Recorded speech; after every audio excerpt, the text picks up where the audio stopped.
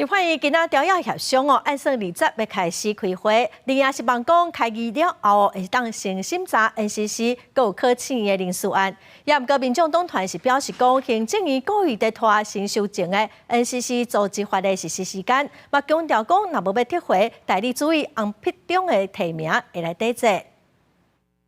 人事严审不拒审。 人事严审不拒审。大声发口号，公民团体呼吁调解党团唔通甲拒绝新人事甲总预算案当作是政治攻防的手段。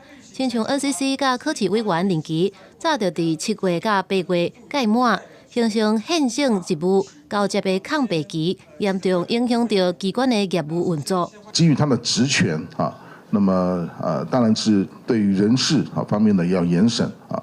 不希望能够夹院在这边当中从事这个政治上的操作。应该积极严审人事案哦 ，NCC、司法院、考试院院长跟相关委员的名单，因为蓝白的政争而被搁置了。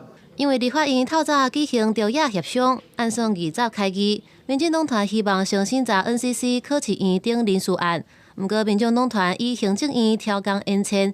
施行新修正的 NCC 组织法等，要求若无撤回代理主委洪必中的提名，会进行抵制。国民党跟民众党一样是维持人数的绝对优势，总预算要通过之外呢，我们还有包括 NCC 包括司法院、考试院的人事权，我们也是希望可以在这会期做一个处理。开议日，我们会提出主决议，要求行政院即刻。 公告 NCC 组织法上个会期早就3读通过，总统也公布的，开始施行。针对 NCC 等的人事案，阁有总预算案，民进党坦白讲，因为若备战人数的优势，新会期犹原充满挑战。国民党团阁希望若备合作，会当阁较密。我想基于在野合作的一个原则，当然我们也不排除跟他们来合作。